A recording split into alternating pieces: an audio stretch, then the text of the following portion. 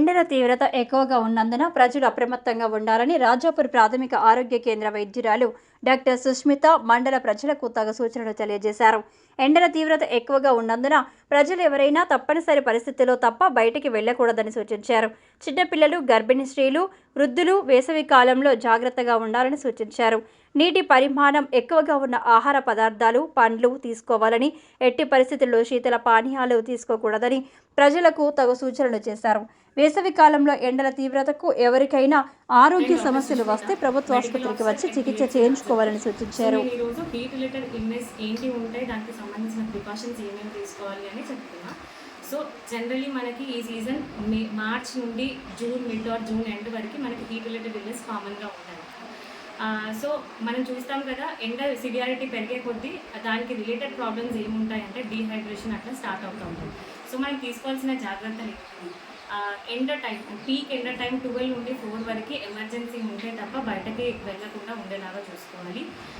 Most affected persons ఎవరు ఉంటారు? గర్భిణీ స్త్రీలు కానీ, చిన్నపిల్లలు కానీ, వృద్ధులు కానీ ఇట్లా ఉంటారు. సో వాళ్ళని ఈ టైంలో బయటకు వెళ్ళకుండా అవాయిడ్ చేయగలిగితే వాళ్ళకి హీట్ రిలేటెడ్ ఇల్నెస్ రాకుండా ఉంటుంది. మిగతా వాళ్ళందరూ కూడా అందరు జనాలు కూడా ఈ దాని నుండి ఎట్లా ప్రివెంట్ చేసుకోవాలి అని అంటే ఎప్పటికప్పుడు హైడ్రేట్ చేసుకుంటూ ఉంటాం. హైడ్రేషన్ అంటే ఎక్కువ వాటర్ రిలేటెడ్ నీటికి సంబంధించిన లైక్ కొబ్బరి నీళ్ళు కానీ, వాటర్ కానీ, ఫ్రూట్స్ కానీ అట్లాంటివి తీసుకుంటూ ఉంటే ఎప్పటికప్పుడు హైడ్రేట్ అవుతూ ఉంటారు. సో హైడ్రేషన్ ఎట్లా? దాహం వేస్తేనే తాగడం హైడ్రేషన్ కాదు. మీరు ఎప్పటికప్పుడు మీరు కంటిన్యూస్గా like 4 to 5 litres of water maintain చేసుకోగలిగినారు అని అంటే హైడ్రేట్ అవుతారు.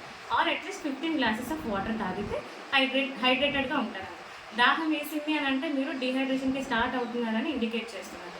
సో వాటర్ ఎక్కువగా తీసుకుంటూ ఉంటే మీరు డీహైడ్రేట్ అవ్వకుండా ఉంటారు. అండ్ దీంట్లో ఇంకొక ప్రికాషన్, చిన్న బేబీస్ 6 months లోపు పిల్లలు ఉంటారు కదా, వాళ్ళందరికీ కూడా జనరల్గా మేము చెప్తాము 2 hours ఒకసారి పాలివ్వమని చెప్తాము.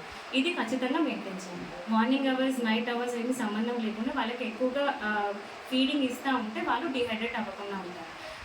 వాళ్ళు ఎక్కువ మోస్ట్ కామన్ డీహైడ్రేషన్కి వెళ్ళే ఛాన్సెస్ వాళ్ళలో ఎక్కువ ఉంటుంది కాబట్టి వాళ్ళకి మాత్రం పక్కా 2 hours ఒకసారి పాలిచ్చేలాగా చూసుకోవాలి. ఈ దాంతో పాటు మనం ఇంకా హైడ్రేషన్ ఎట్లా మెయింటైన్ చేస్తాం? మన పిహెచ్సి నుండి మన పిహెచ్సి సబ్ సెంటర్స్ ఉంటాయి. లోకల్ సబ్ సెంటర్ అంటే Rajapur local sub centre, Kuchatkal, Thirumalapur, Udityal, Rangareddyguda, ఇట్లా మనకి 5 ప్లేసెస్లో సబ్ సెంటర్స్ ఉంటాయి. ఆ 5 సబ్ సెంటర్స్లో కూడా ఓఆర్ఎస్ అవైలబిలిటీ ఉంటుంది. సో మీరు ఎప్పుడైనా తీసుకోవడానికి అవైలబిలిటీ ఉంటుంది. ఇఫ్ ఇన్ కేస్ మీరు ఆ ప్లేస్కి రాలేకపోతే ఎవ్రీ ఆశా దగ్గర మేము ఓఆర్ఎస్ స్టాక్ ఉంచి పెడతాం అన్నమాట డిస్ట్రిబ్యూషన్ కోసం. సో మీరు ఏ ఆశ అవైలబిలిటీ ఉంటే వాళ్ళ దగ్గర మీకు నీడ్ ఉంది అని అంటే ఓఆర్ఎస్ తీసుకోండి. ఇంకా డేస్ ప్రోగ్రెస్ అయ్యే ఏప్రిల్లో మేలో మేము ఓఆర్ఎస్ డిస్ట్రిబ్యూషన్ కూడా స్టార్ట్ చేస్తాం. సో ఓఆర్ఎస్ ఎప్పటికప్పుడు తాకుంటూ కొబ్బరి నీళ్ళు, వాటర్, ఫ్రూట్స్లో కూడా వాటర్ కంటెంట్ ఎక్కువ ఉన్నాయి. వాటర్ మెలన్ కానీ, గ్రేప్స్ కానీ, కీరా కానీ ఇట్లాంటివి తీసుకుంటే మీరు ఎప్పటికీ అప్పుడు హైడ్రేటెడ్గా ఉంటారు. మీరు ఈ మిడ్ పీక్ టైం చెప్పినాం కదా ఇందాక, ఆ పీక్ టైంలో ఎండలో వెళ్ళాల్సిన సిచ్యువేషనే ఉంది అని అంటే మీరు ఐదర్ క్యాప్ పెట్టుకోవడమో, అంబ్రెల్లా క్యారీ చేయడమో చేయాలి.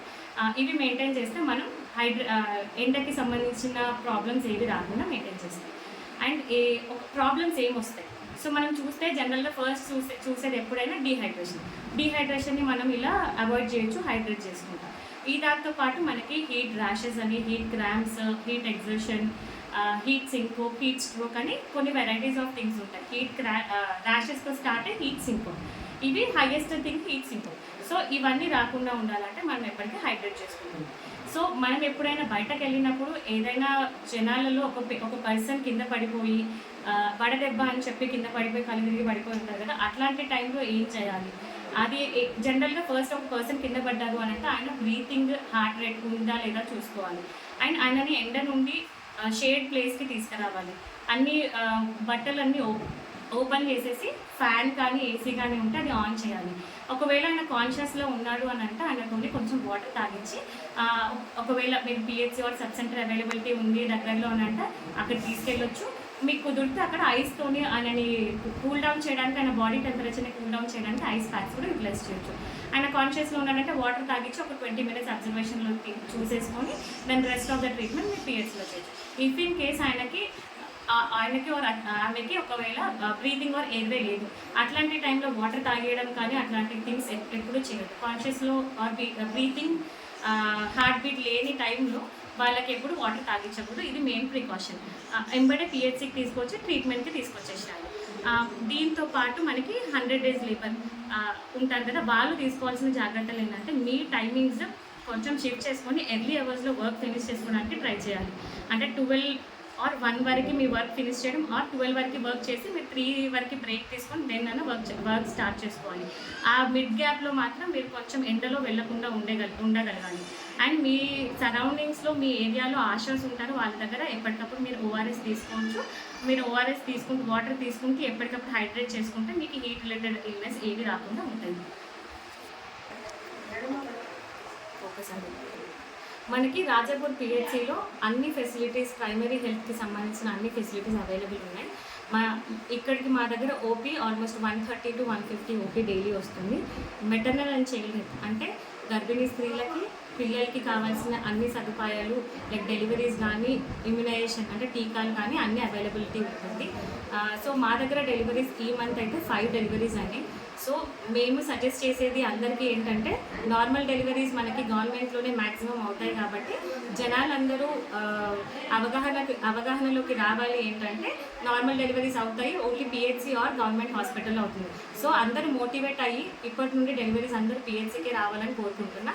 దాంతోపాటు మన దగ్గర అన్ని టీకాలు అవైలబుల్ ఉంటాయి.